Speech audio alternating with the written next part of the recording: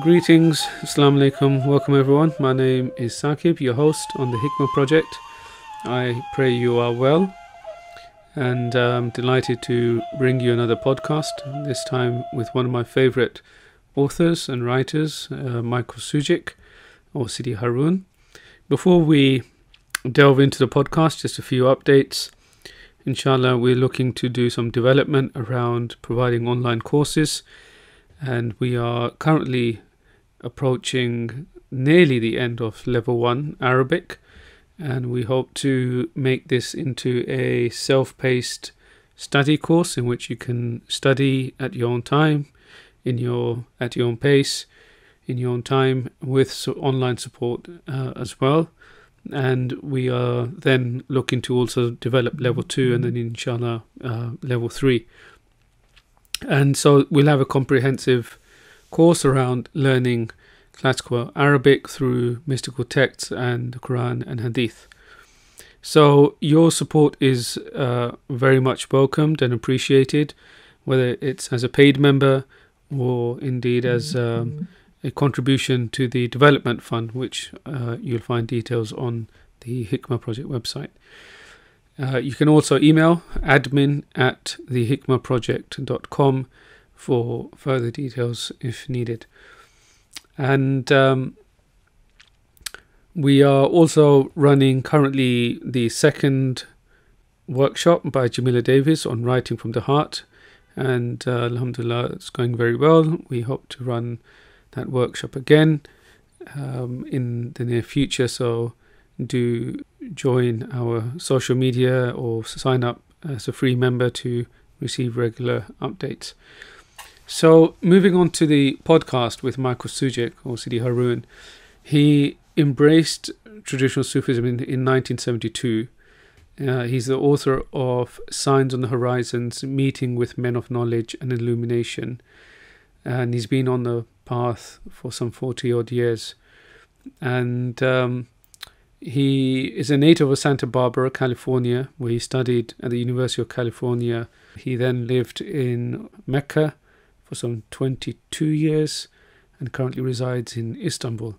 He's somebody I actually contacted some years ago when I was seeking a path, and he was a great support with him. He has changed, I think, inwardly since I last spoke to him some years ago.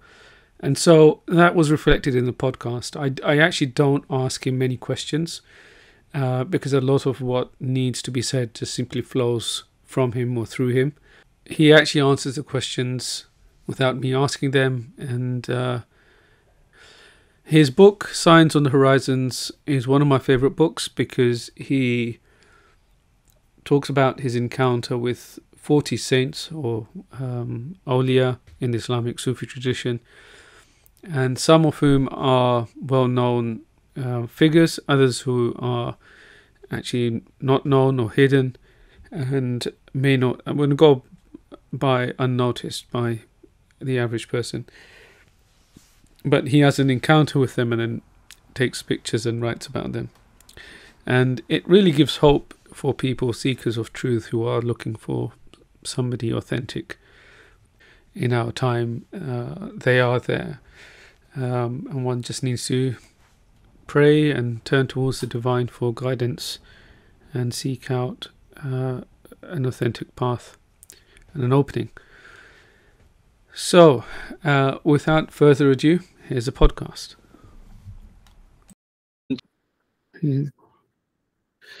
Bismillah. All right. Assalamu alaikum, Sidi. Wa alaikum salam.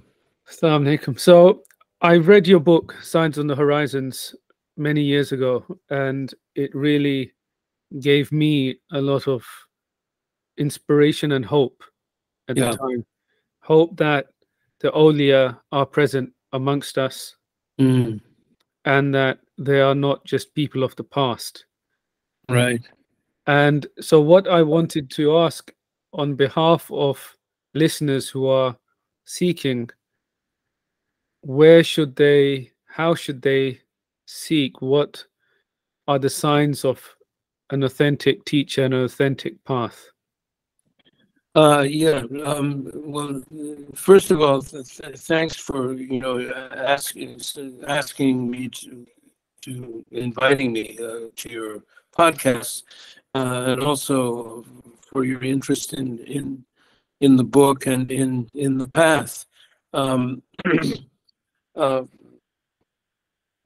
the the Signs on the Horizons came out. It was basically something I wrote for my children, uh, because I thought, well, I'll start forgetting these incidents and events that had a great impact on me.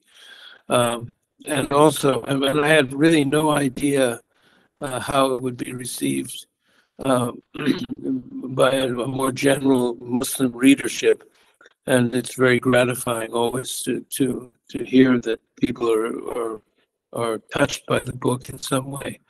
Um, the meeting these awliya for me was the most important, probably single experience that I've had in my life, particularly in the beginning, because a religion can become calcified and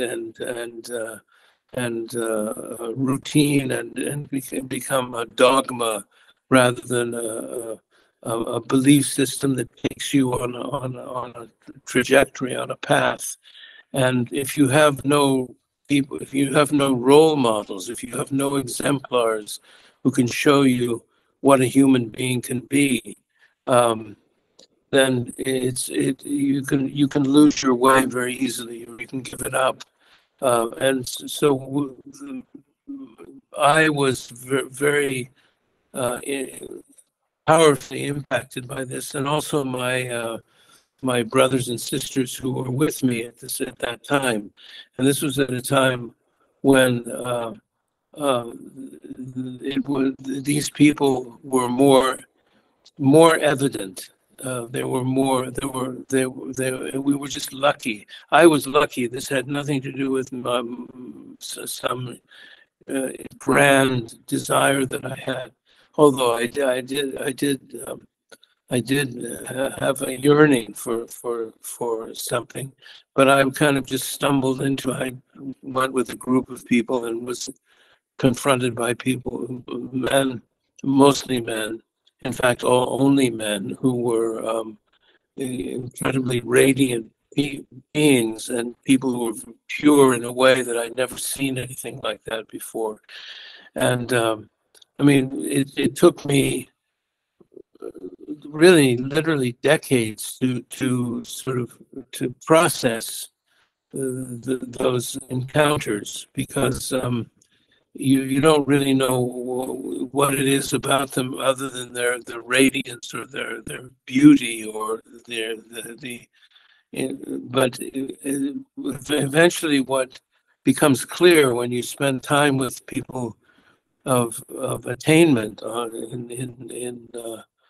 the spiritual path of Islam is that their uh, ego is extinguished. It's gone. They don't have an ego in the way that most of us have egos. We have moods and we're up one day and down the next day, and it's that they are up and down. They're because they're human, so they have expansions and contractions, but the lower self is just not there. So one of the things that you see with these people is that they never get angry in the way that we mean. I mean, they can be very stern or even harsh in a certain way, but it's a harshness that's infused with you could say love, um, and it's for the sake of other people. They live for the sake of other people, and so that had a huge impact on me, and. But I think that we can get away from the fact that these people that we're talking about, the people of Tasawwuf, are people who are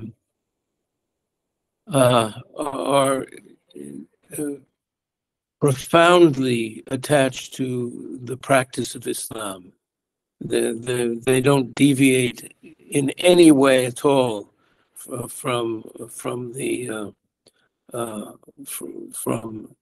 from the practice and belief and the understanding of Islam. They're orthodox people, and this is one of the things that is very confusing to Muslims today, and also foreigners or Westerners, because Sufism is separated as an orientation, or as a heresy, even, among some of the Salafi reformists, and there's a reason for that. And one of the things that that Peter Sanders and I, one of the projects that we completed in 2022 was the publication of 9 books called Exemplars for Our Time. And this set, I'll show you in case your listeners or viewers have not seen it. But this set, I think it's pricey. It had to be, just the nature of what we had to do. This was done with funding from the John Templeton Foundation. It's 9 books, and one of the 9 books is an introduction to this whole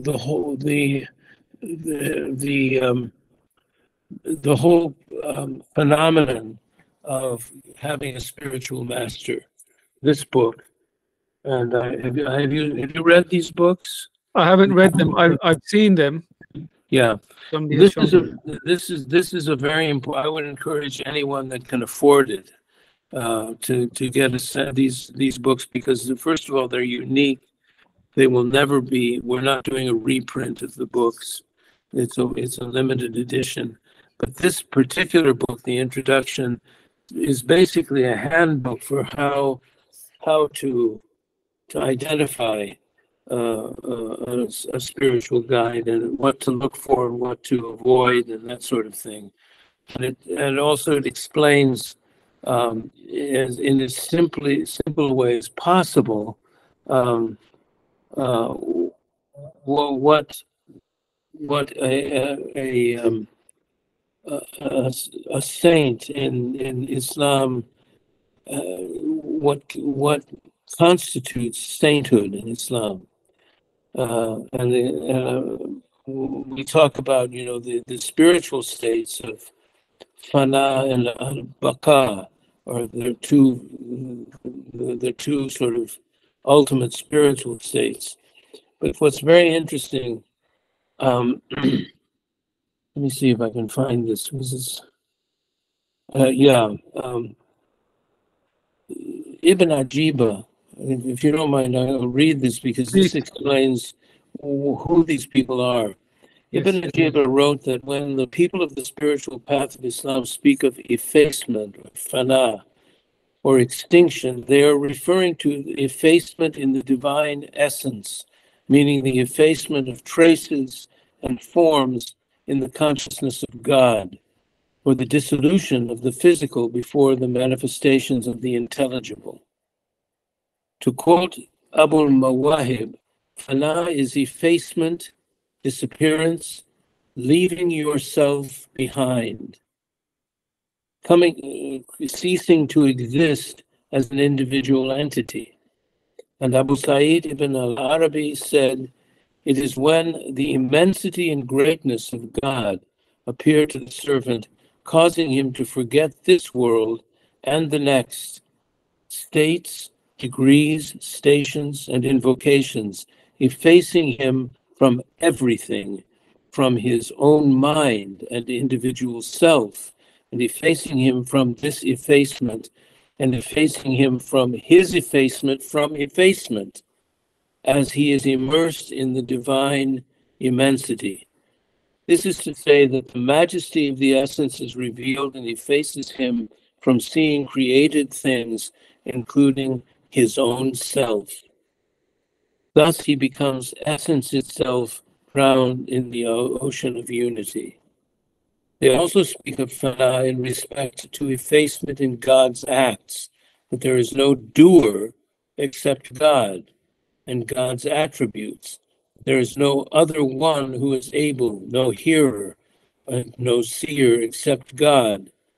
Whoever is granted this effacement sees creatures themselves as being lifeless, powerless, unable to hear or see except by God. Then comes effacement in the essence, or as the poet has said, he is effaced, the effaced, and his effacement becomes his very subsistence. So al-Baqa, which is a station beyond this, is translated as subsistence. So Ibn Ajiba continued, as he's describing subsistence, and this is a return to consciousness of existent things after having passed away from it, to consciousness of the sensory, al-his, after having passed away from it in consciousness of the intelligible, except that the servant then sees it as subsisting through God and as one of the lights of his epiphanies. Were it not for the sensory, the intelligible could not be manifested. Or to paraphrase Ibn Mashish, were it not for the mediator, al-wasitatu, the one for whom he mediates, could not be known. You follow? God Most High thus reveals himself between two opposites, between the sensory and the intelligible, between power and wisdom, qudra wal hikmah, separation and union, farq wa jama. To be absented from one of these is effacement, while to see them both is subsistence. To be absent from the sensory, from divine wisdom, and from separation is effacement, while to perceive them both is subsistence. In other words, subsistence is basically some that the one who has been extinguished his identity, he comes back into the world of multiplicity, but sees it as a manifestation of Allah's attributes and names, and he's not mentally, or he experiences that.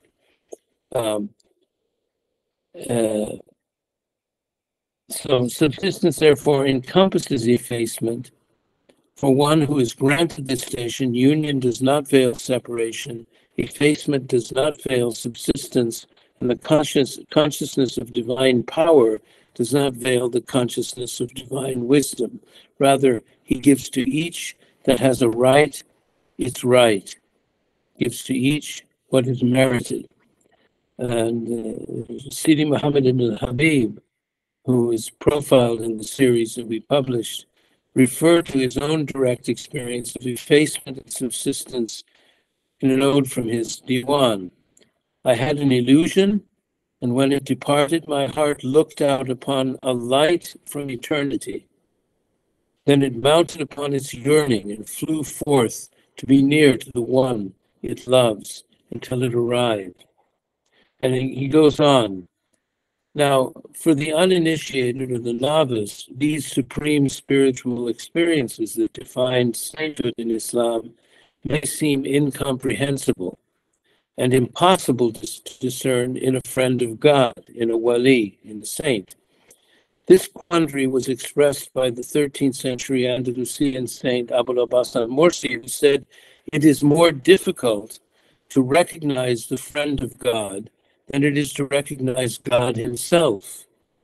For after all, God is recognized by virtue of his perfection and beauty.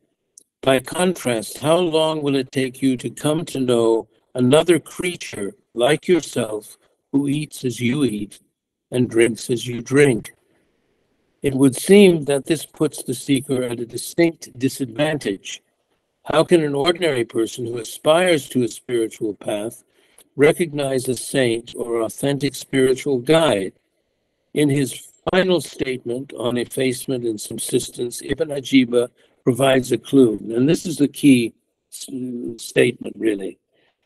The terms of effacement, fana, and subsistence, baqa, are also used to mean the process of emptying and beautifying, takhliya wa tahliya. And so they may say he was effaced of his reprehensible traits and sustained in his praiseworthy traits. And God Most High knows better. The above passage mirrors that of the 10th and 11th century Khorasani sage Imam al-Kushairi, who wrote that effacement refers to the disappearance of blameworthy qualities, while subsistence refers to the persistence of praiseworthy qualities. It is the disappearance of blameworthy qualities and the persistence of praiseworthy qualities, what we call luminous virtues, that define a living saint in this world and may allow us to recognize one without necessarily understanding his or her inward attainments. The illuminated men and women who have reached the goal of ma'arifah are transformed. They personify the beautiful qualities of character we associate with saintliness. They are and have always been the reference points for ordinary Muslims around the world, the exemplars. So this is you have to now. Signs on the Horizons is a series of stories that were recalled incidents when I was very young, but much younger than now, and very ignorant of all of this. So, I mean, I became a Muslim. I entered Islam on kind of an intuition. I understood, and this is something that I retell in Signs of the Heart's Turn. In Heart's Turn, I was in the theater. I was an actor, and I understood the concept of dhikr, of repetition, repeating words, names. This is something any actor who who's rehearsed and it's probably people who do television may not experience this, but a theater actor would definitely know this thing of repeating something over and over and over again until it just becomes part of you. And I understood, and that's what drew me into Islam, is that understanding that the centrality of remembrance, of invocation, of dhikrullah. And otherwise I knew nothing. I mean, I really knew absolutely nothing when I entered Islam. And it took me years, and I think I had a very good experience in terms of dhikr and community. I mean, my closest friends are people I've known for the last 50 years from this transitional time when we all entered Islam from various directions in various countries. But I think we were deficient in really this kind of theoretical or theological understanding of, for example, the Aqidah, the creed. We didn't learn these things as a community, which we should have. I mean, maybe individually people studied hadith. I read the hadith in translation and that sort of thing. So anyway, this is one aspect of this problem. I mean, we have now young people who are really confused. They don't know where to turn to, and they're looking to people. And one of the things I was having a conversation with Dr. Mustafa Badawi, who's a great translator. He's also a psychiatrist, and he's also a great man of God. And he said to me, you have to remember that this is not about people. This whole affair is about God guiding you to himself. So the attributes of a teaching sheikh are the attributes of someone who gets out of the way. They're not between you and God. They're not intermediaries. They don't do anything. They guide you. That's their murshid. They're guides, and they because they know the dangers and the difficulties and so on, and they help you. But it's not about them. And anyone who makes the teaching about them. My advice was, take the nearest exit, get away from them. Because it's not about and it's not about personalities. Many of these people are so understated, as to be invisible, and one of my great teachers who passed away recently, Muli Hashim Balghiti, he was presiding over a Maulid, I think, in Morocco, and some young women probably from England, I think, although I'm not sure. They came specifically to sit in the company of Muli Hashim. As women, he allowed women to sit in his presence, which was a big step for him. And it's something I had to go to him and say, look, I have a problem, because most of the seekers that are really serious are actually, to be honest, women, not men. And he said they can come and they can be, they can come and visit. So they came to this Maulid, and a dear friend of mine from Marrakesh, told me this. He said he went to them and said, "Did you see Muli Hashim?" They said, "No, we were so sad. He wasn't there. Some other sheikh was there," and they were disappointed.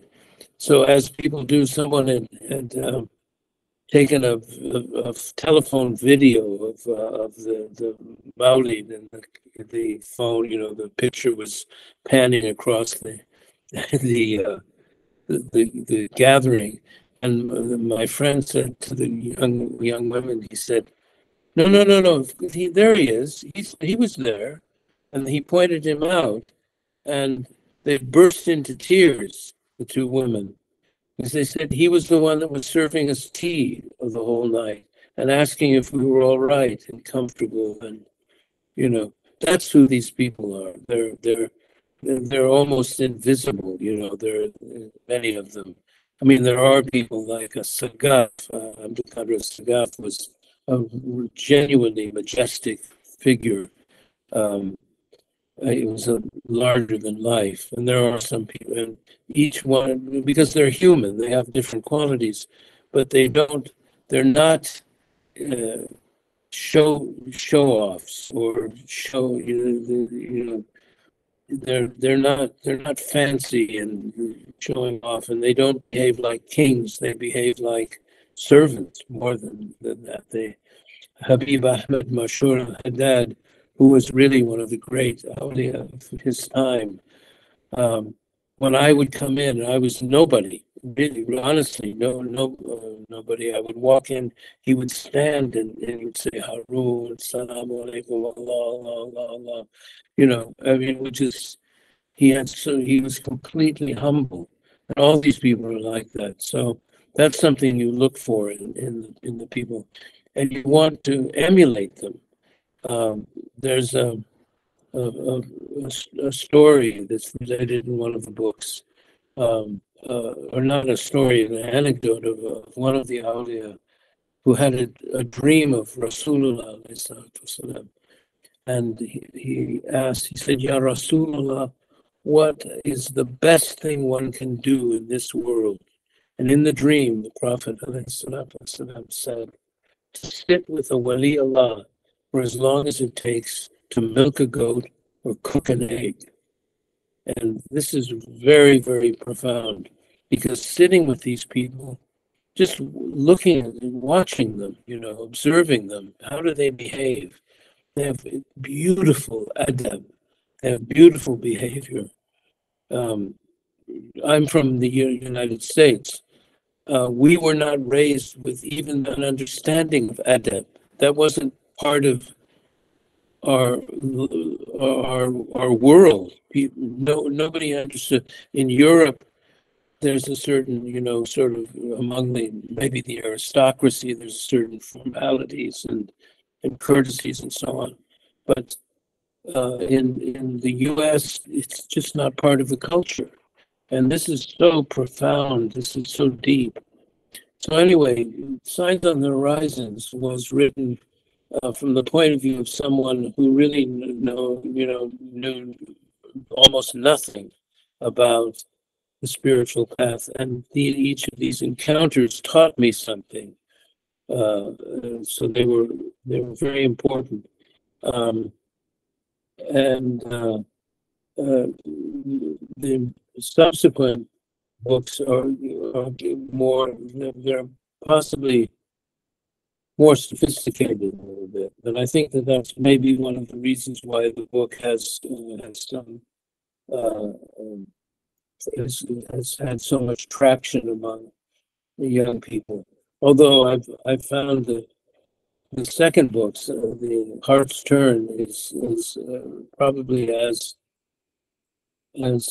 powerful for many young people because it addresses the real problem of living in the world as it is and how you actually realize your Islam and so on.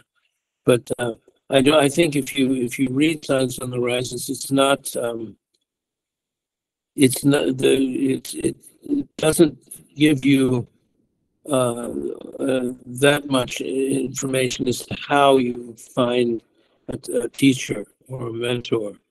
And this book, I think, is very important. It's called, the title is The Luminous Virtues of the Living Sage, or the Sages of Islam, which is a little bit long and highfalutin. But anyway, so that's something to think about. Yeah. So ask me something else. Yes. Sidi, so I wanted to ask, just pick up on something you said by Dr. Mustafa Badwi about the beautiful insight that this isn't about men as such or personalities. This is ultimately about the divine calling or bringing souls or seekers to him. And as a seeker of truth myself, and I know we've had lots of conversations in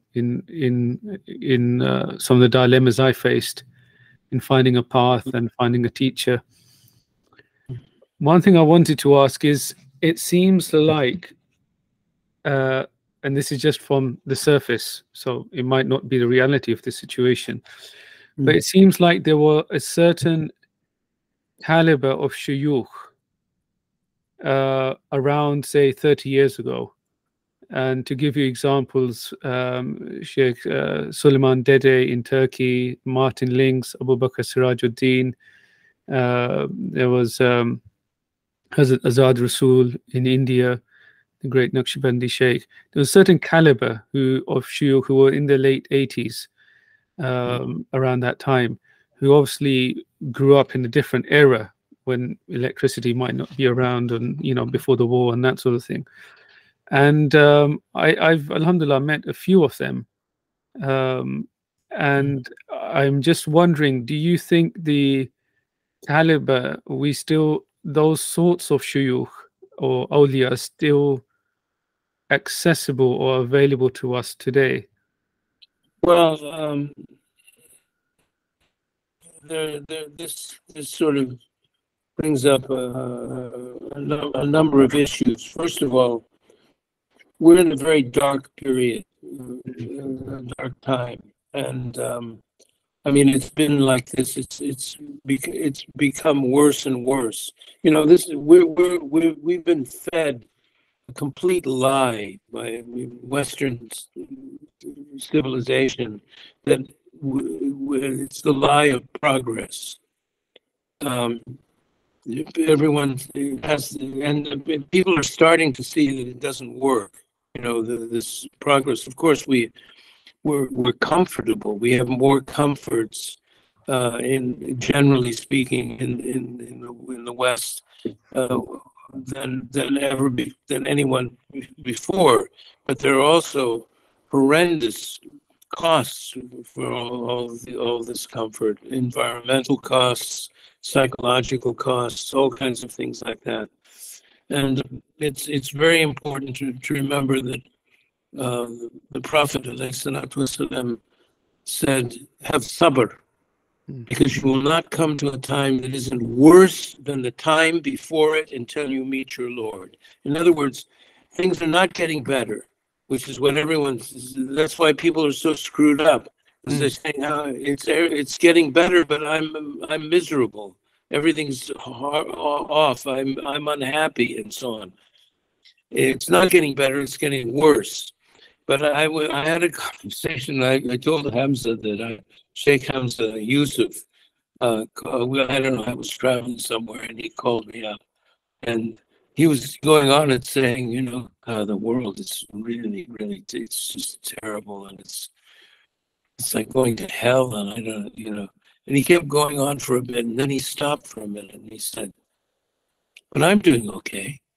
And I said, me too. Everybody I know is doing okay.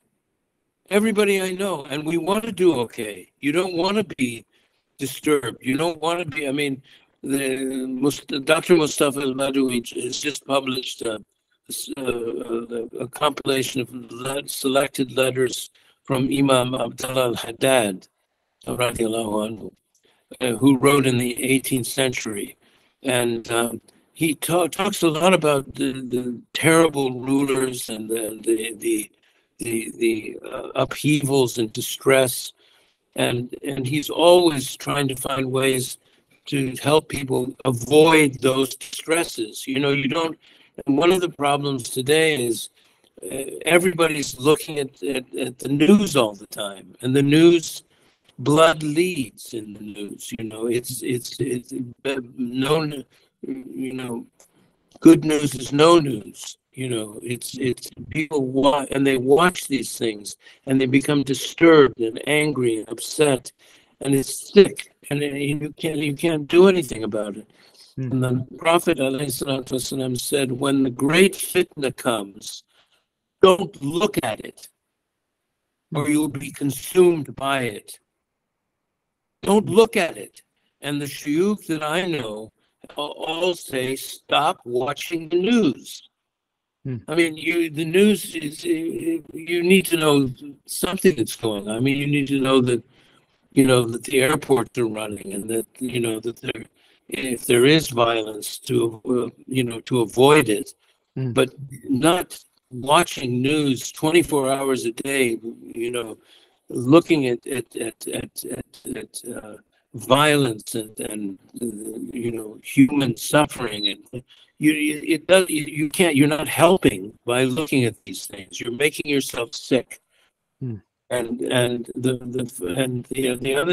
other fantasy that people have been fed is that you're supposed to make the world is supposed to be great and amazing. No, we're living in a world of tribulation.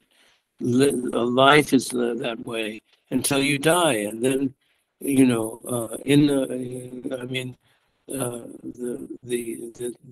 akhirah is better than now, for the believer.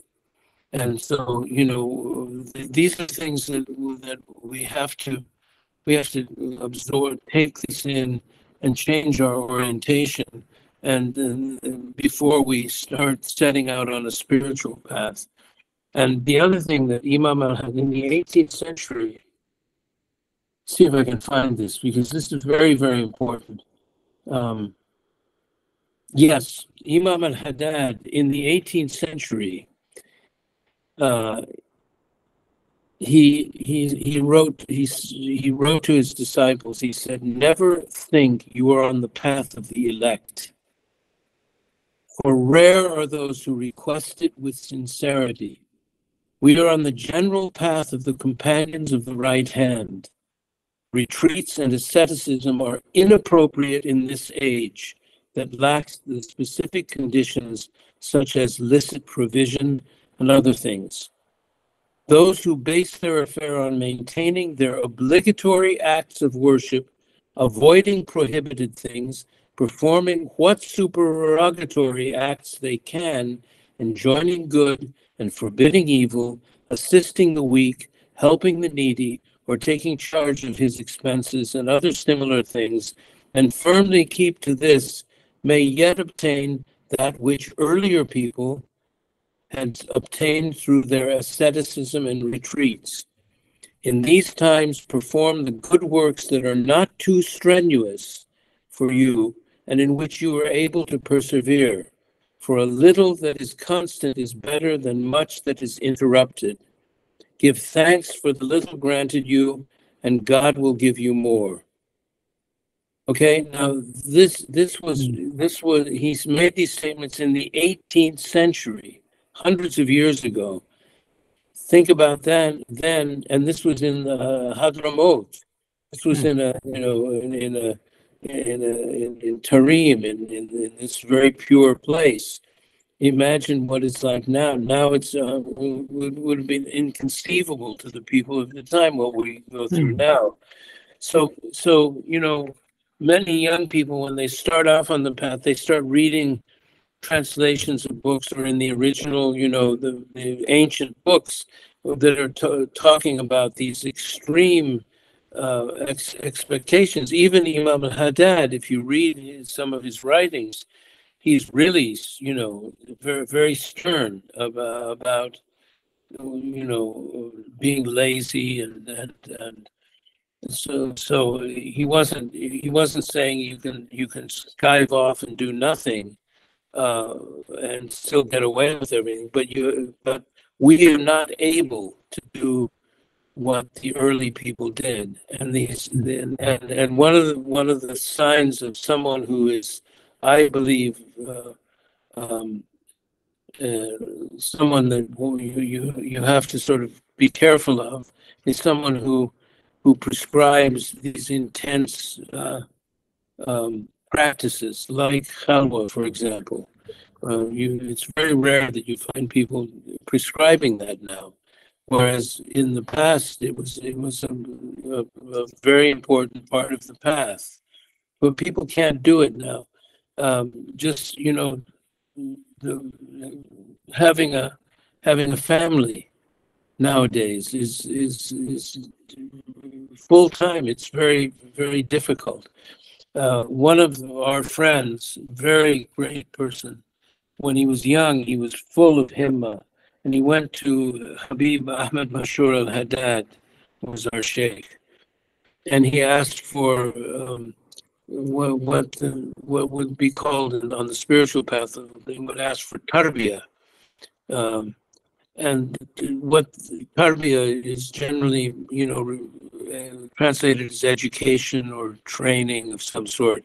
But what he referred to is when the sheikh takes a follower, a disciple, and takes them all the way to the end of the path where they're going, and the goal is having this fana, okay? And so he went to Habib Ahmed and said, I please take me on the path. And Habib Ahmed said, don't ask for that. And he said, no, I'm begging you to take me. He was full of himma. And he kept at Habib, he kept asking him and asking him. Finally, Habib Ahmed said, okay, go to your wife, divorce her, say goodbye to your children, settle your affairs, and come back to me and we can start. And he said, I can't do that. And then Habib said, then don't ask for it.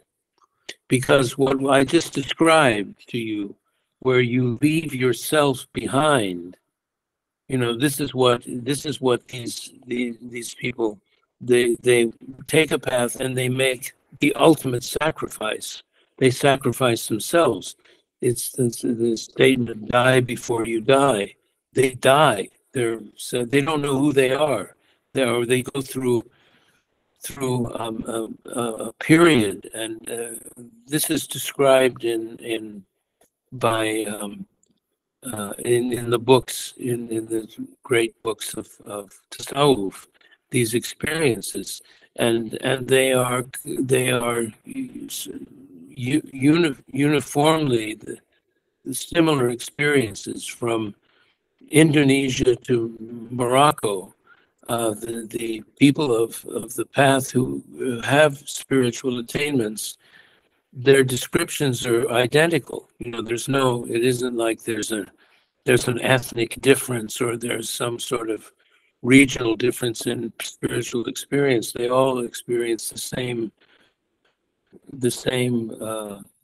I mean, it's their experience, and they don't talk about these things. But some of the awliya, like Ibn Ajib, they have the license or the permission to write about these very, very exalted experiences. But in order to pass through these experiences, you have to leave yourself behind, and most of us can't do that. We're so tied into the world, and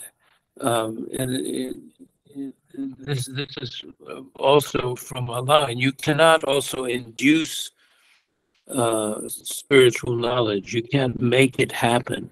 I mean, and that's why it's dangerous if someone is giving very intense spiritual practices. It may be for the wrong reason, like in other words, to try to break open something and give someone an experience by just doing something so intense that something happens, and it can be very deceptive because maybe it's not real. So anyway, it's a big subject, and it's a subject that really takes a lifetime to and that's the other thing, and I mentioned this in some of the things that I've written, is that young people want instant gratification, instant nirvana, instant. They want everything to happen very quickly, and it doesn't work that way. And even in the earlier people, they would have if you read some of the ancient texts, like the Tazkirat al-Awliya and so on, these people, they talk about praying for 50 years, or 40 years. It's a figure. It's a lifetime of discipline and self-denial and so on.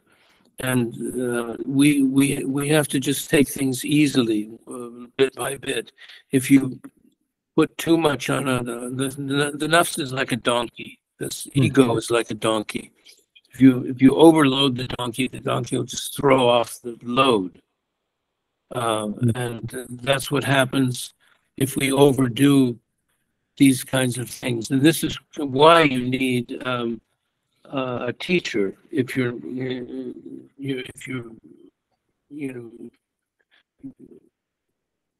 setting off on a kind of spiritual path. But it's very important to keep in mind what Imam al-Haddad said: never think that you are among the elect.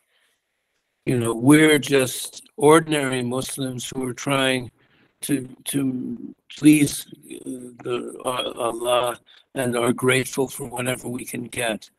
So someone asked one of the, and this is in Signs on the Horizons, one of the awliya asked, what happens if you do dhikr and it doesn't reach the heart? You just keep doing it, and it's like a routine. And he said, keep doing it, because sometimes the dhikr doesn't take effect until 5 minutes before you die. But what a way to go, So it's not to make yourself feel better. It's because you want to please Allah. The other thing that Sheikh Darqawi wrote, which is really an incredible statement, he said, I am astonished that people talk about distance because there is only proximity. Allah is closer to you than your jugular vein. You know, in other words, you don't have to go outside of yourself to ask, to ask, to get an answer from Allah, to speak to Allah subhanahu wa ta'ala. Allah is present, and Allah is the doer. Allah, everything is from Allah, everything. Every breath we take, our money and everything. One of our friends told us a story of Sheikh Ibn Habib when he was with one of his companions. He was in a bus that broke down in the middle of nowhere, and the driver was out in front looking at the engine, trying to figure out what's wrong, and all the passengers were out. Got up to join the other passengers. He said, no, sit down. He said, they think this bus runs by internal combustion. And then he described the internal combustion process. He said, no, this bus runs by the qadr of Allah, by the power of Allah. These people see that everything is from Allah. The machinery, computers, everything is from Allah. That if we forget that, then we're in a condition of like shirk, of hidden shirk. It's like when you say, if you say the medicine cured me, no, Allah cured you. The medicine is a secondary, is a means by which Allah cured you. Because, and in any case, it's like that, and it's coming to these understandings, and before you even set out on a path, you have to have a basic understanding of the Sharia. If you don't have that, then it doesn't matter that you're all connected up to some Sufi order or some sheikh or anything. There's the ultimate expression of praise and thanks to Allah is salat. And, Ibn Ata'illah al-Iskandari warns us not to prefer the nawafil over the farad. In other words, doing then this can happen to us. We get very excited about doing that, and we just go, we don't do the prayer properly, or we're thinking about something else. We're just running through it as a routine. But this is the essence of everything, of our existence. It's the essence of our faith. It's the salat and the remembrance within the salat, and all the other practices, the dhikr, are supposed to be helping us fully realize that, so this is it's a very rich subject, but I would really, I think this book is very helpful, and we spent a lot of time going through the doctrine, and it also talks about women, the place of women as among saints. We get Peter Sanders and I get hammered by women for not having women awliya, but of course we're not permitted into their company, by the conventions of the time, Muslim conventions and propriety. So we can't, and it's very hard to find these. It's hard to find any awliya.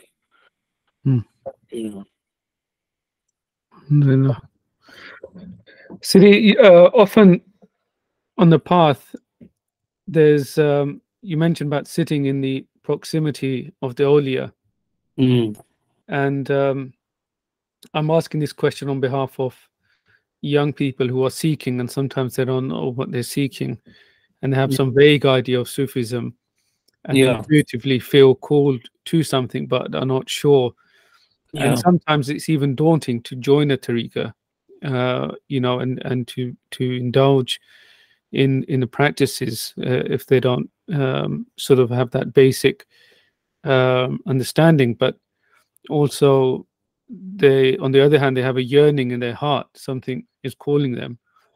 So often, one of the things I wanted to ask is that sitting in the presence of awliya, there's often a description of receiving a transmission from the order of the lineage. Yeah. And there's often, the Sufis also talk about having an opening. And sometimes people spend years on the path and don't receive an opening. That's right. And sometimes they do. So it's very mysterious. So just for my listeners, our listeners who are relatively new to Sufism, what does this mean to have a transmission from the saint of the lineage and to receive an opening? Well, this is I think people are putting the cart before the horse in a way. I mean, there tends to be too much emphasis on turuk, on Sufi order. I mean, a tariqa is basically the legacy of a living teaching sheikh. In other words, a sheikh murabbi, someone who can take someone on the spiritual path, who has the authority to do that. I mean, there are people who are awliya, who are friends of Allah, and even our close companions there are people I know that have something. They don't have some kind of exalted spiritual permission to take people all the way on a path, but they can help you. I mean, you can help someone who's just entering Islam by teaching them wudu. There's always something that there's someone that, and Ibn Ata'illah, radiallahu anhum, he said, do not keep company with anyone who doesn't raise your state. Now, some people take that to mean like, oh, I can only be with people who know more than I am. I have to, keep away from people who don't know as much as I know. And it's not like that. It's that if you're helping someone, that raises your state. If you're teaching someone how to do wudu, if you're teaching someone about how to fast, or basics, and that raises your state and it helps them. And what he's basically saying is, don't be around people that waste your time. So this idea of suhbah is a very, very important part of Sufism. But I think too much is made of the trappings of Sufism, of dressing up and the ceremonies and all of that. It's these things are, and some of them have become, you could say, ossified. They become, because really, once in the traditional world, you had to have someone who was alive, a living sheikh. Once the sheikh has passed, if he is not replaced by a teaching sheikh, like someone who has the knowledge to be able to guide people and has the permission from Allah and Rasulullah, then there's no longer a tariqah. It's just a set of ceremonies and invocations that the sheikh put together. So this is how these, and so then what happens is that the Sufi order, whatever you want to call it, the brotherhood, the group, becomes either hereditary or electoral. In other words, they elect someone who was maybe the strongest person, but he may or may not be of the same level of knowledge, or he may not be completed in some way, but he's the strongest person or the one that they trust the most. So it's like that. And then the other thing is, People, I asked Sifudul al-Hawari, who was the Khalifa of Sheikh Mohammed ibn al-Habib, and was the one who was really appointed to lead that particular order. And he refused. He said, I can't do it. Because Ibn al-Habib had 70,000 followers by the time he passed away. And Sifudul was a great scholar, a phenomenal person. But he said, he lived in a small house in the wall of the Babush Lud. And he said, I'm not going, he couldn't move to Meknes where the Zawiya was. He said, I just can't do it. So they went without someone like a leader. And that's what happens with these turuk. And there's nothing wrong with, the sort of hereditary thing as long as, but it doesn't mean that it ceases to be about someone being taken to the end of the path. It's something to keep people together. And I think there's a lot of emphasis now among the real authentic shuyukh is that people should just be together and keep company and do dhikr Allah and do awrad. The most important practice, of course, in tasawwuf is to do a wird of a sheikh, which is an assembly of different adhkar and ayat of Quran and so on. That's assembled by the individual shuyukh.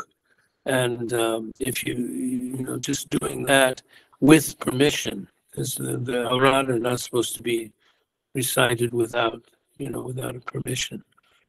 But it's, I think, too much emphasis, So anyway, so I asked, sorry, I lost my train of thought. I asked Sifudul, I said, well, how do you find the sheikh? And he said, it's impossible. That was his point of view. He said, make the Sharia your sheikh.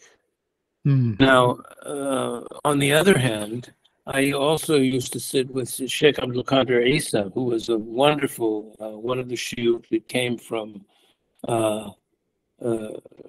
Sheikh al-Hashimi, Muhammad al-Hashimi from Aleppo. And he completely disagreed. Let's see if I can find this. He completely disagreed with that. He said, "Don't let anyone tell you that you can't find a sheikh."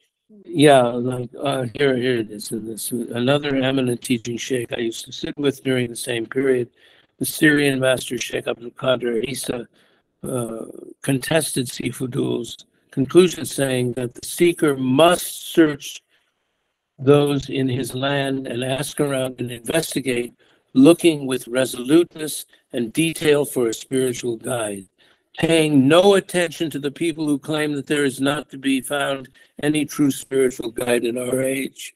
So if he is unable to find anyone in his own city, then he must look in other cities. Do you not see how the sick person travels to another city for treatment if he cannot find a specialist in his own town? Or if the doctors in his locality are unable to determine his illness and prescribe a cure? Indeed, treating the ailments of the souls calls for doctors even more skilled than the doctors of bodies. So who is right? And when I say, and who is wrong? Mullah Nasruddin presides over the court as a judge. The plaintiff stands up and makes his case. The mullah says, "You're right." The defendant protests and makes his defense. The mullah says to the defendant, "You're right." And a court official says, "Maulana, they can't both be right." And the mullah replies, "You're right." And such is the case with Sidi Fudul and Sheikh Abdul Qadir. They're both right. Mm. Sifudul's advice is absolutely on point because without adhering to the Sharia, we have no way of taking on or benefiting from a spiritual path in the first place, nor the guidance of a teaching sheikh, much less being able to recognize one. The Sharia is our foundation, our safe harbor, and our criterion for guidance. The Qadri master Sheikh Muhammad Haidar al-Jilani has said, everything that contravenes the Sharia of God is rejected. And this is how you can tell, you can also discern, does the Sheikh follow the Sharia? If the Sheikh deviates from the Sharia in one atom, walk away. Walk away. And seriously, life is short. And these people do exist. They're not. It isn't that the quality is gone. It's that the people are not interested. They're too caught up with the world, you know. Mm. And it's something I've noticed about my generation. I asked one of my daughters.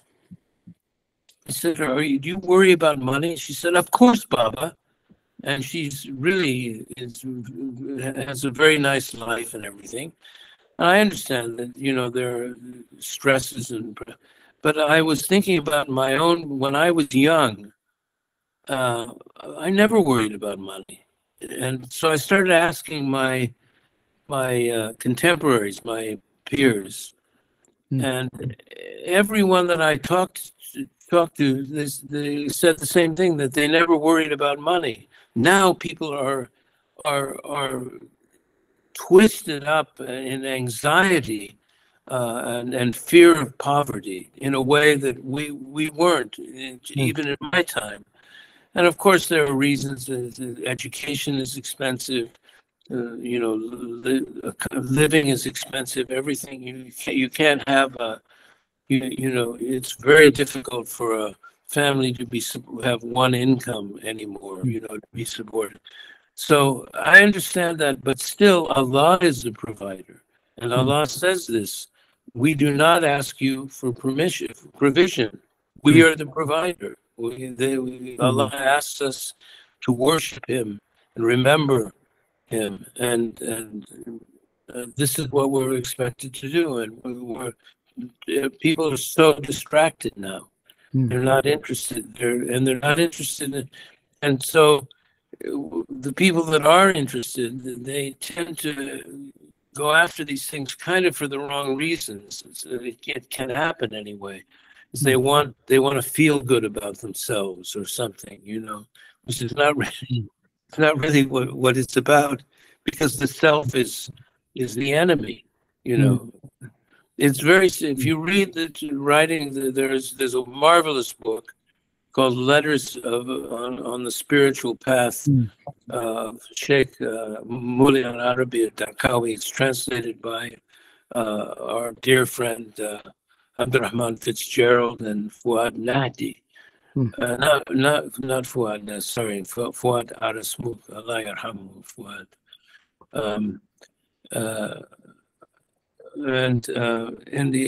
It's a fantastic book because he's so down to earth. He said it's very, very simple. The self, the ego is the enemy. The ego is your enemy. You've got to get rid of the ego. And the way you do that is by remembering the friend, remembering Allah, and stripping away like what's called tajreed, getting rid of all the things that keep you from remembering Allah. And to the extent that you're attached to the world and your appetites and things and everything, is that to that extent you will be distanced from the reality. And he said, if you can just overcome that, you will see wonders. And he's just very simple, you know. And people, you know, they don't like to hear these things because it requires a sacrifice. And people want to feel good about themselves. They want to have spiritual experiences. They want to be able to talk to people about them. None of this is, you know, that you're not supposed to do any of that. It's because you want to get rid of the self. And but by the same token, the real, an authentic sheikh, what they do for a novice, for example, and this came from Modi Hashim, he said for the novice is like a baby. When you're starting out, the sheikh, it doesn't do anything. They just protect you. They tell you, like if you say, I want to do Ism al-Azam, this name of Allah, they won't let you do it. And, because you won't benefit from it. It'll imbalance you, things like that. And they protect you like you would protect a baby, or a toddler from walking out in the middle of the street. So that's that. There isn't some sort of, and I think there's too much emphasis and too much on miraculous things, on things, on openings, if you have an opening, this is wonderful. It's a gift. But what the shuyukh say is, if this happens, forget about it. Just keep going. The opening is to help you, is to keep you on the path, even because the path is infinite, And this is why, the book Heart's Turn it's about tawbah. Tawbah is something that is mandatory on every human being, whether they're sinners or awliya. The awliya have to do tawbah. The Prophet ﷺ, he said, I do tawbah 70 times a day. What is he doing tawbah from? Like he didn't sin, but for a saint, for example, a sin is to forget Allah for a second. If you can even conceive of remembering Allah through, all the nanoseconds of your life. So there's always, and that's a process. It's a dynamic process. And that's where, being in good company. And I think this is very, very important. This is one of the ways that you can discern that somebody has something that you can benefit from it. But taking what Dr. Mustafa al-Badawi said with this statement about it's not about people, he said also Allah sometimes guides you to people who disappoint you, who are not who you think they are, in order to teach you something. I know people who've been in situations like that, and it's part of the path. It's people with false claims, and or people who think that there's something and they're not. They actually honestly think that they have something and they don't. But it's to teach you something, because Allah is the guide. So there's a dua that you can use.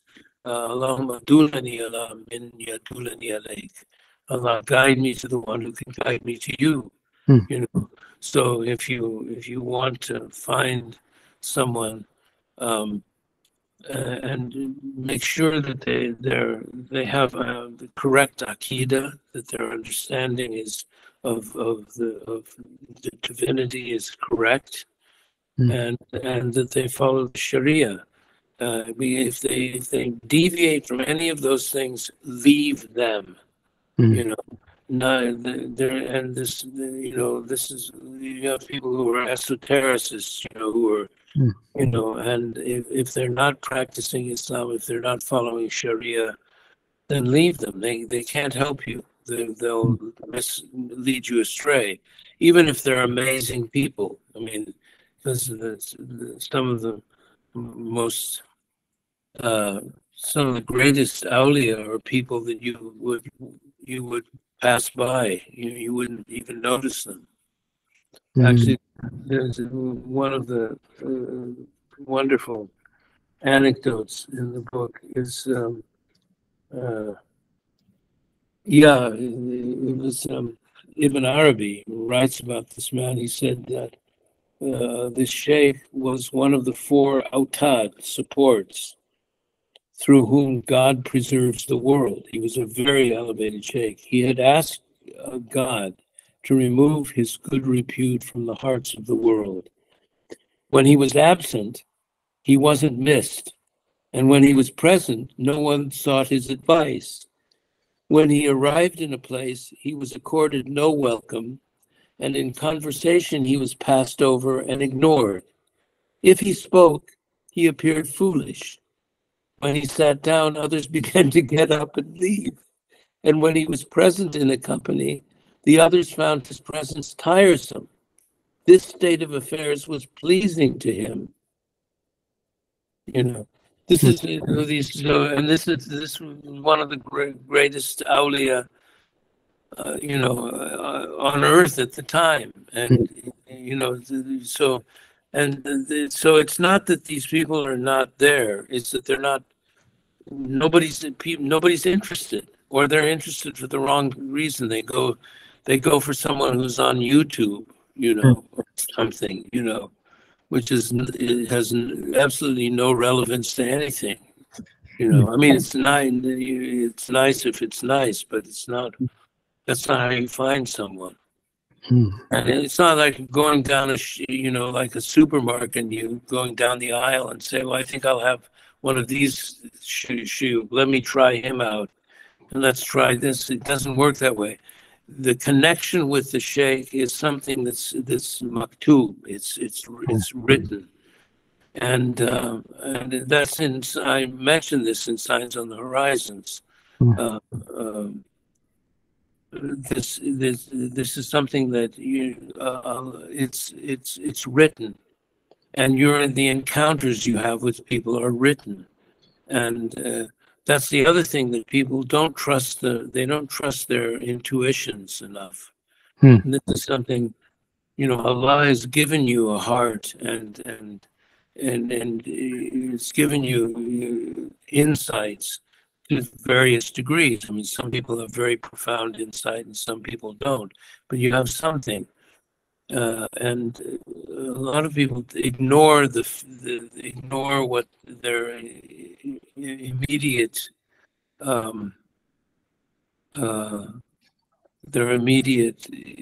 reaction to someone, and they say, well, no, he must be a sheikh because everybody else says he's a sheikh or something. That isn't. Because also it's what, like Sheikh Abdul Qadir Isa used to say to me every time I would come and sit with him. He said, "Haroon, you need to have a living sheikh." He never once said, "Haroon, I'm your sheikh." And he wasn't. I wasn't connected to him. I had great, deep respect for him. He was incredible. Sheikh but he wasn't my sheikh. We weren't connected, and I could tell from the way that we were together. He was always very nice to me, but he was distant, and instead I connected with Habib Ahmed and Sayyid Omar Abdallah.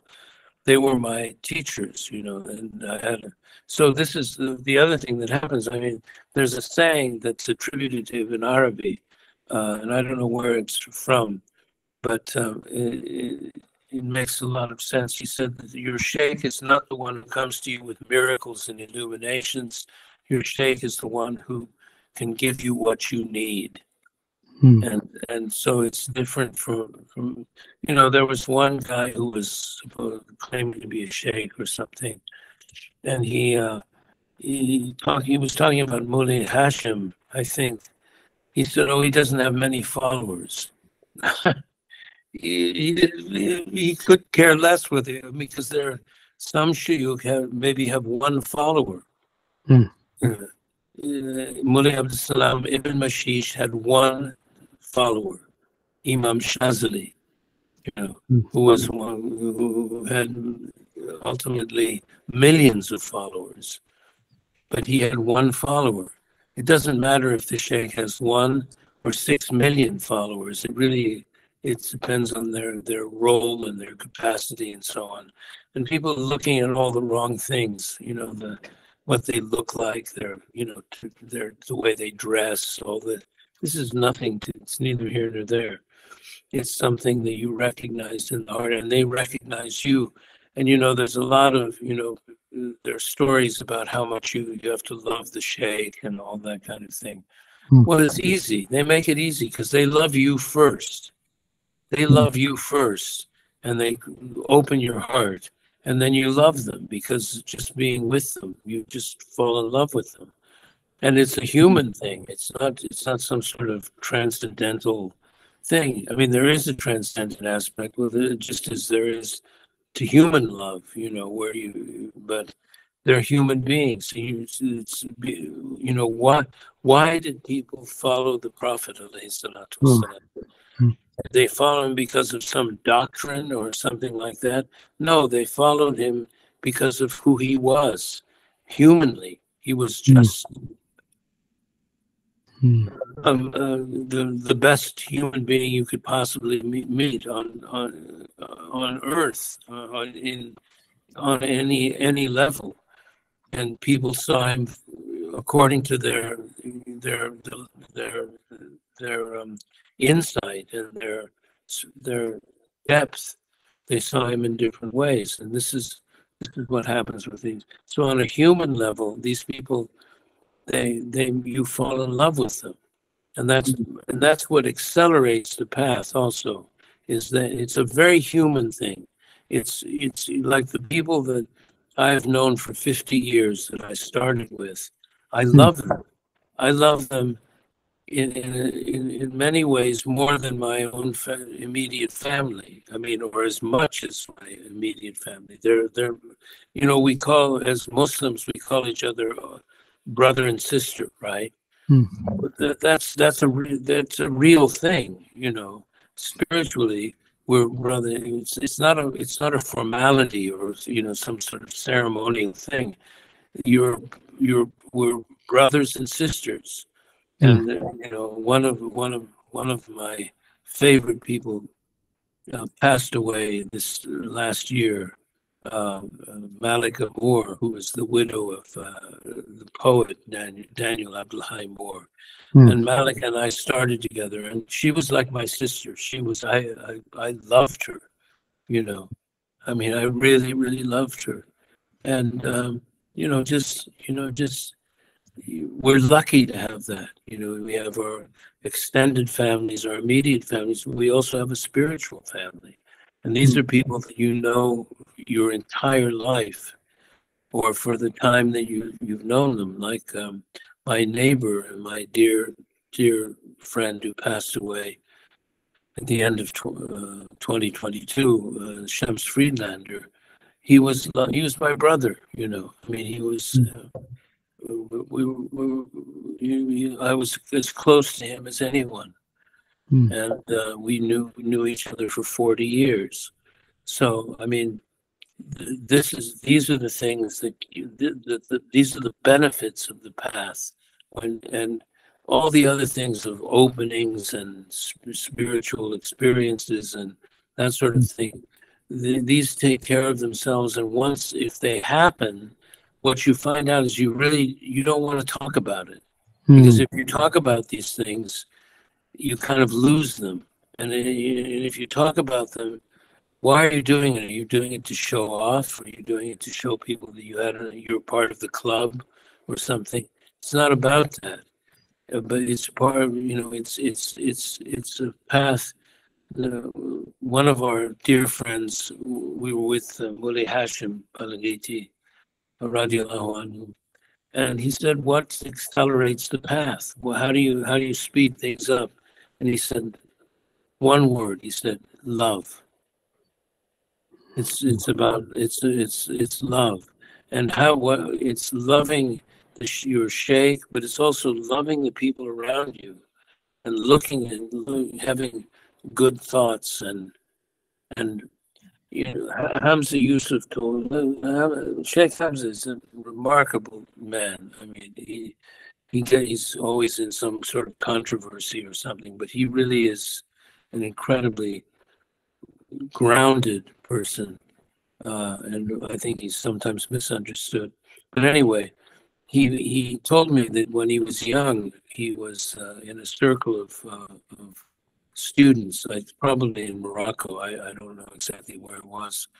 And he was very, very young. And the sheikh was asking each of the students what they wanted. And Sheikh Hamza told me he didn't know what to say. He was kind of saying what he wanted to say the right thing. And when it came to his turn, he blurted out he wanted Husnul Khatim. And the Sheikh said, Naam, yeah, Husnul Khatim. You could have all these other experiences, everything can happen, you could do whatever.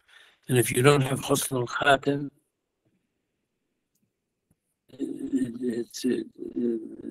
it's not good, you know. So you want, these are the things, these are the priorities that we ask for. And we want to be ready to face Allah subhanahu wa ta'ala. So the younger you are, and if you're young and you set out on a path, that's what you should be aiming for, and knowing that the world is passing. The world is temporary, and unfortunately, nowadays Muslims have completely embraced the world. They're even sort of their education is that the world is more important than the next world. The next and it's mad. I once asked Dr. Mustafa, as a psychiatrist, I said, what is the principal cause of madness, of insanity? He doesn't remember me asking this. This was years ago. And he said, denial of death. And I thought, wow, I didn't expect that. But in fact, if you think about it, it is the most insane thing to deny, because it's the only thing we absolutely know that's going to happen. And, and people are going along, and not just non-Muslims. Muslims are going along as if the world is going to last forever, and they're working and falling into the same trap that everybody else is falling into, just joining a rat race to be affluent and famous and comfortable and everything. We're all part of the same thing. It's very difficult. And these places that we write about, that like in Mauritania and in the deserts of Morocco and different places where we've experienced something amazing, they're all disappearing. I mean, they're not. We can't pretend that that there's some sort of Shangri-La in the desert. It's not like that, and we're not living in utopia. This is the real world, and there's always been trouble and difficulty, and we have to deal with it as we approach the moment that we pass into the next world. And then we want to have the best thing. So and it's just I'm rambling on a little bit, but I had somebody the other day. I was I had to go into Istanbul. I don't go into the city very much, because I had to get something with my phone broke or something, and I had to get another phone. So I was in this posh shopping mall, and one of the somebody I'd met, I think in a gathering, he wanted to visit me, and I thought, well, it would be easier for him if he just met me in this mall. And he came, and he was like very. I didn't even see him. He came, and he couldn't find me or something, and he said, "No, I don't like this. I shouldn't be in this mall, and this is not the right setting." I think he expected some sort of an Ottoman, glamorous, romantic, I don't know, a coffee shop, cafe, or something like that. And I was in the Apple store, right? And he left. He didn't even come to say hello or anything, which I thought was a little strange. But unfortunately, the young man, he really misunderstood. There's a great benefit in being in a place like that. If you there's a dhikr that and this is in Sahih Hadith. Rasulullah said, when you're in the bazaar and you say La ilaha illallah wahdahu la sharika la lahu al-mulk wa lahu al-hamdu yuhyi wa yumit wa huwa al-hayyu la yamut biyadihi khair wa huwa ala kulli shay'in qadir. If you say that in the bazaar, Allah erases 1 million wrong actions and writes 1 million good actions and builds you a palace in paradise. So when I was living in Dubai, I used to go to Dubai Mall, which is like supposedly the biggest mall in the world. And I'd walk around, and you're supposed to say it out loud. Well, these malls are great for that because nobody pays any attention to anyone else. It's very noisy, and you can shout at the top of your lungs, dhikr, and nobody cares. And I used to go and walk around and do that dhikr, you know. So here's this young guy, he got so nervous, but really, you know, he had an opportunity to, you know, wipe out 1 million wrong actions, you know. So you know, life is, the path is something that's it's not as cut and dried as that. We're living in the real world. Allah is generous, and even we have so many dispensations, so many things that we can do to offset the fact that we're living in this horrendously distracting place, you know, world and everything. Alhamdulillah. Sidi, I just want to ask a closing question. I think I've taken a lot of your time for this sohbat. So one thing I wanted to ask is, from the amazing 40 men you've mentioned in Signs of the Horizons, if you could meet one of them now, any one of them, who would you choose and why? Well, that's a trick question. That's not a fair question. Yeah, I'll tell you, the one that I would love to spend more time with was Mullah Abu Qasim, who was the first person that I recognized as a wali. I mean, he was the most luminous person I've ever, you know, I nearly fainted when I saw him. And actually, my friend Shakir Masood, who's a wonderful fakir, he had the same experience with him. And he was lucky because he was able to travel more with him. So, I mean, off the top of my head, I mean, I wish I could see all of them. I miss all. Oh, I miss Sidi Ali, for example. I miss Muli Hashim very much. Habib Ahmed, and I more than anyone is Sayyid Omar Abdallah. But I spent so much time with him. And I was just with his great-granddaughter 2 days ago. And she was a remarkable young woman. And I'm in touch with his family, his daughter, his surviving daughter. And yeah, but I think, you know, just off my first reaction would be, I would love to be able to sit with Mullah Abu Qasim more. Because he was just like, he was like so luminous, and so he was the most otherworldly person I've ever met. You know, I mean, they all have very different qualities, all these people, but he was just incredible. So yeah, that would be that would, I suppose, be the. But then, you know, if you open it up, I'd like to see every one of them, and ask them to forgive me for my bad manners and Allah. you know, ignorance and all of that. Mm. Uh, yeah, but it's like Dr. Mustafa said, it's not about people. Mm. It's about Allah. These people, and it's the love of the Prophet. No. We have to instill that in the heart, and because they're all just drops of compared to the Prophet's ocean. Mm.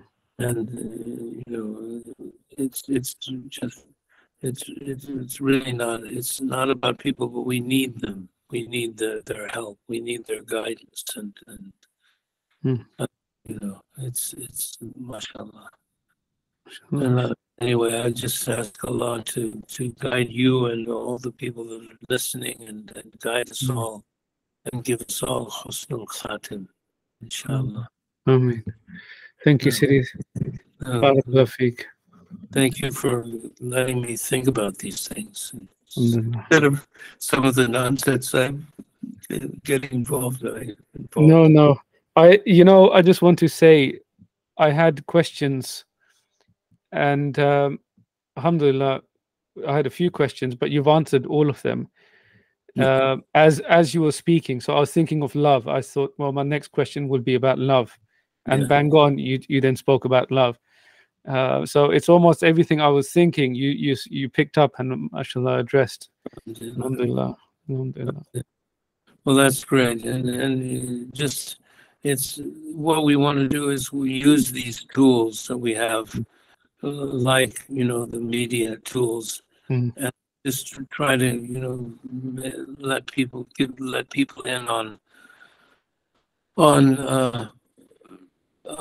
ways of living, that brings some sort of happiness and fulfillment, and protect us all from the really horrible things that are going on with young people today. So many young people. Mm. I'm concerned, but I'm also very hopeful because I meet a lot of I'm reclusive. I'm here in Istanbul, and I'm a little bit, sort of secluded from.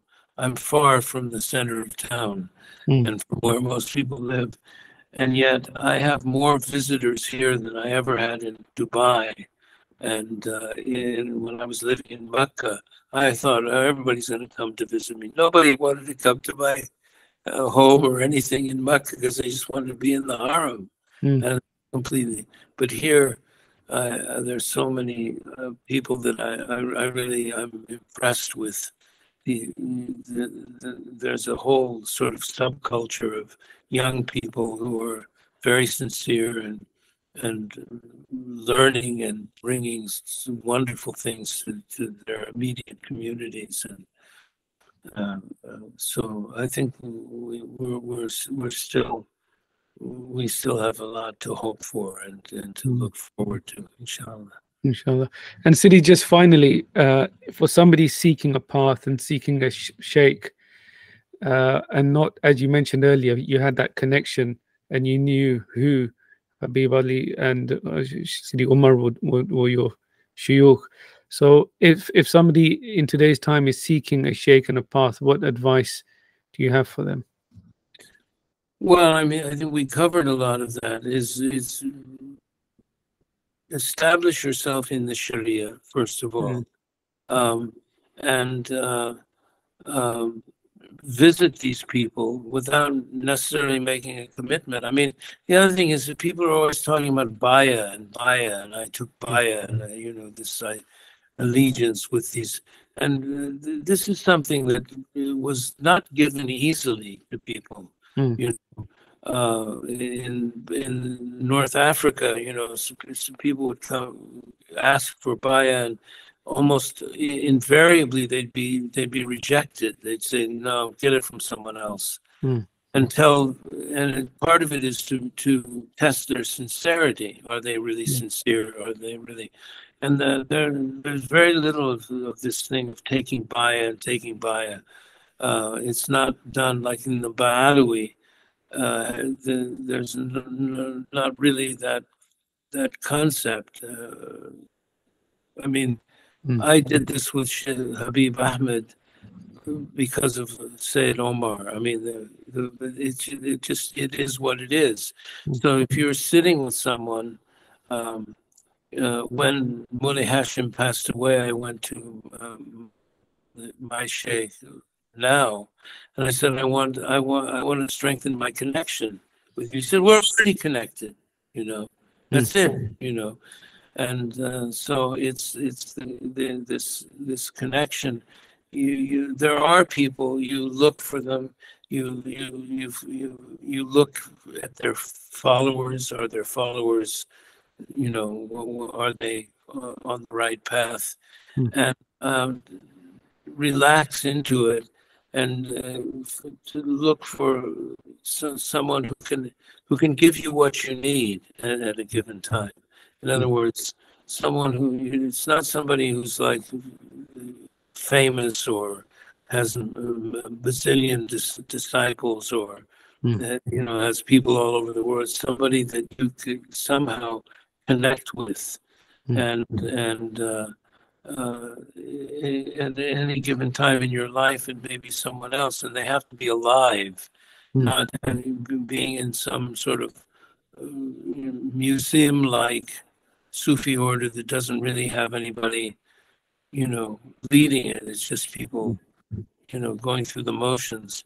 You need somebody like, so I can't say it's this or that, because everybody has their own path to their teacher, and it could be a very simple person who teaches you something about the Quran or Hadith, or